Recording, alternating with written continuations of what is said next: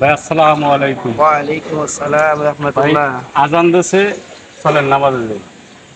ঠিক আছে ভাই, আপনি যান, আমি পরে যাবো ইনশাআল্লাহ। আসসালামু আলাইকুম। ওয়ালাইকুম আসসালাম রহমতুল্লাহ। ভাই নামাজের তো সময় হয়েছে, চলেন আজকে নামাজে যাই। আসলে ভাই, নামাজে তো যাওয়া দরকার। আমার তো একটু সমস্যা আছে, আপনি যান।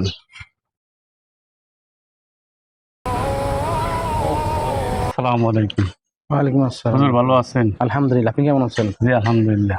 হুজুর ওই সাইদুল ভাই রে কয়দিন ধরে নামাজের দাওয়াত দিই, কিন্তু সে নামাজে আসে না। চলেন দুইজনে একসাথে দাওয়াত দিই। তাই তো, কার কি সমস্যা?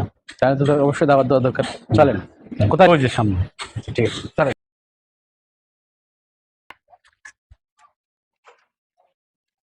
আসসালামু আলাইকুম ওয়া রাহমাতুল্লাহ। ওয়ালাইকুম আসসালাম। ভাই নামাজের সময় হয়েছে, চলেন নামাজে যাই। আপনি যান, আমি পরে যাবো ভাই। ভাই, আমি শুনলাম ইমাম ভাই বলতেছে আপনি কয়েকদিন থেকে নামাজে যান না, শুধু ঘুরান, নামাজের দাওয়াত দিয়ে শুধু ঘুরান। তো মুসলমান হিসেবে তো নামাজে যাওয়া উচিত।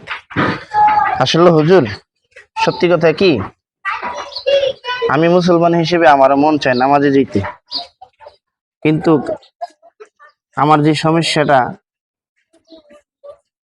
আজকে আপনাদের সঙ্গে আমি কিছু লুকাবো না।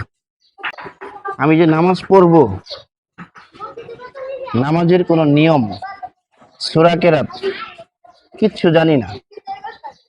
আমি কিভাবে নামাজ পড়বো, এই জন্যই নামাজে যাই না।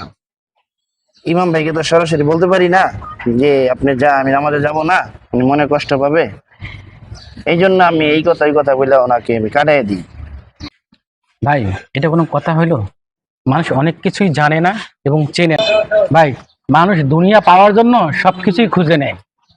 এই যে দেখেন কত বড় বড় বিল্ডিং, এগুলো তো মানুষই তৈরি করছে।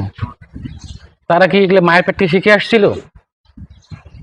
ঠিক, তারা যেমন চেষ্টা করছে দেখে শিখতে পারছে, ওইরকম আপনিও যদি দিন শেখার জন্য চেষ্টা করেন, তাহলেই নামাজের নিয়ম কারণ শিখতে পারবেন ইনশাল্লাহ।